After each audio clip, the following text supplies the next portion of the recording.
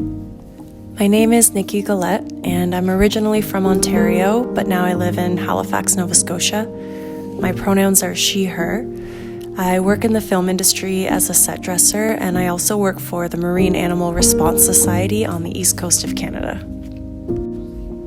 The last 10 or so years of my time living in Ontario was spent in Toronto, and it just became overwhelming for me. The noise, the traffic, the collective energy just really wasn't doing good things for my mental health, and anytime I tried to leave the city and escape to nature, that alone felt like a challenge. Everything was so far away, and there was so much traffic, and I couldn't always get the time off to make that work. So I decided to leave, and after about a year of planning, I moved to Halifax. I was feeling very pulled to the ocean, and I love the accessibility to nature here.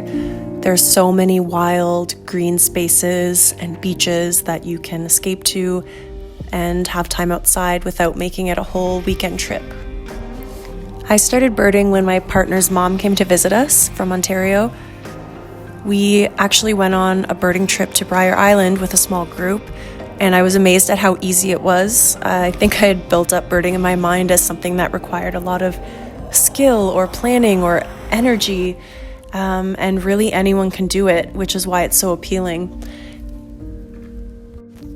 My favorite place to bird in Nova Scotia is called Hartlen Point. It's the headland of Eastern Passage right on the ocean, and it's only about 25 minutes from the city, which makes it super accessible and quick to get to.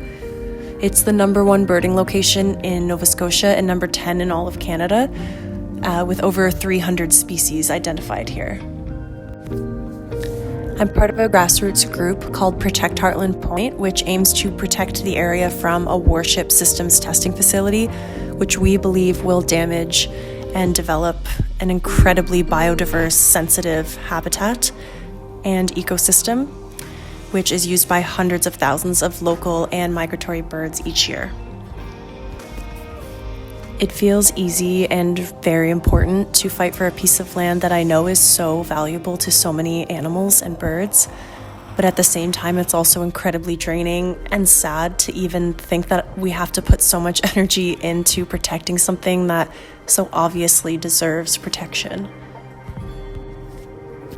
Since I started birding, I think it has done really great things for my mental health. It's something that when you're doing it, you can't be doing other things. So if I'm out birding for the day or for a couple hours, I can't be checking my phone or tidying the house up. It's completely disconnected from everything else, which I think is very important, and that's why there's a meditative aspect to it. I think anything that connects you with nature in the way that birding does is important and is beautiful. To go outside for however long, or even from your window or your house, and look at birds and try and identify them and try and learn about them, and just to watch them and see how they live brings you closer to nature, and we are all nature.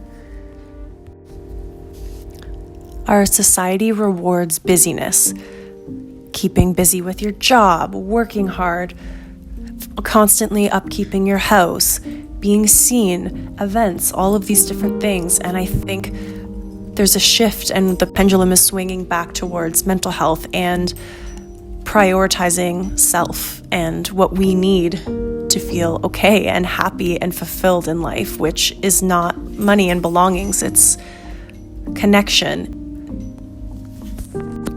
I know that when I go for periods of time without going outside and spending time in nature, spending time in the quiet, disconnecting from social media and phones and TV and all the other things, I feel so much calmer, so much less anxious, and it's really important. And I love that birding is sort of a prompt and a reminder to myself to get outside and to do that.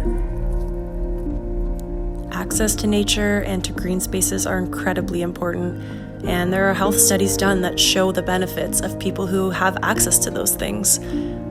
That's part of why I'm fighting to protect Hartlen Point, because it's so close to the city and because I know for myself how it has helped with my mental health, and I know others who feel the same way that I do. I love the calmness that birding brings, but I also love the excitement of it. when you find out there's a rare bird in the area and you're able to go and see it and see this bird, this being that you've never seen before in your life, it's really exciting. And I've had quite a few lifers at Hartlen Point. I think my favorite birding memory was this past summer. My partner and I were at a cottage in the woods and we took the kayak out on the lake at sunset, and a loon and her baby were swimming around us in the water. And we were just sort of sitting there, not paddling, and she was calling over and over, and it was so loud and beautiful and mesmerizing. And then her baby would try to imitate the call, but it just sounded like a tiny little wheeze, and it was magical. I was trying to think of a funny birding moment, and a memory came to mind of a time where there was a king eider, a female, spotted in a specific area, which I went to every day for 5 days in a row. She was in a huge group of common eiders, so she was really hard to spot because they weren't very close to the shore. So one day when I went down there, I sat on this little dock that was kind of hidden, and there were 2 eiders in front of me, and I was sort of talking to them and thinking about them, and I took a few photos, and I looked for the king eider, couldn't find her. Then I went home and looked at my photos, and the 2 eiders that were swimming right in front of me that entire time, one of them was the king eider that I had been looking for. So I saw her and I didn't even realize it. Climate change, and specifically in my case, development, threaten the places that I love to bird in Nova Scotia. It's not good for my mental health. It's something I spend so much time and energy focusing on when, of course, there are so many other things I'd rather be doing. I feel like there's a responsibility if you have the time and the resources to act on something like this, but at the same time, you want to get to a place where you can just enjoy life and enjoy nature and not worry about it being threatened, and sit back and say, hey, let's come together and prioritize and protect what's important.